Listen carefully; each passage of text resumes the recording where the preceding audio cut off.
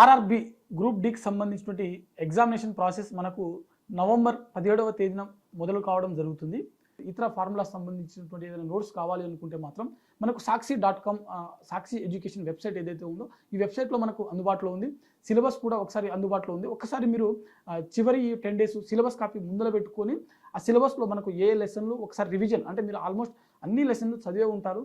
కాకపోతే లెసన్లు ఏవైతే ఉన్నాయో సిలబస్ ఒకసారి చూసేటువంటి ప్రయత్నం చేయండి. ఓకేనా? ఆ సిలబస్ ఆధారంగా సిలబస్ కాపీని ముందర పెట్టుకోండి. ఫర్ ఎగ్జాంపుల్ మీరు ఆర్థమెటిక్ ఉందనుకోండి, సిలబస్ కాపీని ముందర పెట్టుకొని ఒక్కొక్క లెసన్కి సంబంధించిన ఫార్ములాస్ రివిజన్ చేసుకుంటూ టిక్ కొట్టుకుంటూ వెళ్ళిపోండి. సో దీనివల్ల ప్రతి టాపిక్ని రివిజన్ చేసినట్టుగా మీకు అనిపిస్తుంది అనేది ఒక ఉద్దేశం అనమాట. మరీ ముఖ్యంగా కరెంట్ అఫైర్స్ సంబంధించిన విషయం చూసినట్లయితే మ్యాక్సిమం మీరు నేషనల్ అంశాలు ఏవైతే ఉన్నాయో నేషనల్ సంబంధించిన అంశాలే చదవడానికి ప్రయత్నం చేయండి.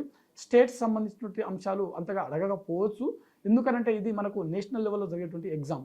స్టేట్ సంబంధించినటువంటి కూడా కొన్ని ఏదైనా పథకాలు ఉంటే మ్యాచ్ ద ఫాలోయింగ్ అని చెప్పి, ఫర్ ఎగ్జాంపుల్ మనకు రైతు భరోసా ఉంది, అదేవిధంగా రైతు బంధు ఉంది, అదేవిధంగా వేరే స్టేట్లో ఇంకా వేరే ఉండొచ్చు. ఆ పథకం సేమ్ పథకం సంబంధించినటువంటి 4-5 స్టేట్లలో ఇంప్లిమెంట్ ఉందన్నమాట.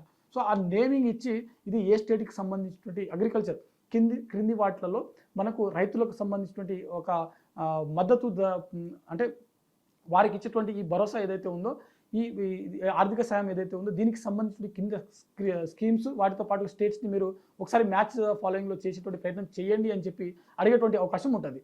సో ఈ విధంగా మీరు ఏం చేయాల్సి ఉంటుంది, అక్కడ ఏ స్టేట్కి సంబంధించిన పథకం దేనికి సంబంధించింది అనేది మ్యాచ్ ద ఫాలోయింగ్లో చూడాల్సి ఉంటుంది. అలాంటి ప్రశ్నలు మాత్రమే మనకు వేరే స్టేట్లకు సంబంధించిన ప్రశ్నలు రావడానికి అవకాశం ఉంటుంది తప్పితే మనకు పర్టికులర్గా ఏ స్టేట్ నుంచి సంబంధించినటువంటి ప్రశ్నలు అయితే మనకు అడగరు.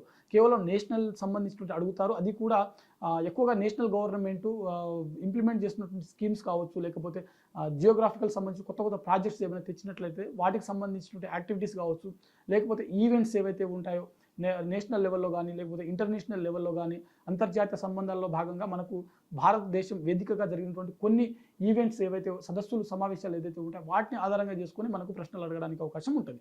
సో కరెంట్ అఫైర్స్ సంబంధించిన అంశాల్లో కూడా వీటినే మీరు అధికంగా ఫోకస్ చేయడానికి ప్రయత్నం చేయండి.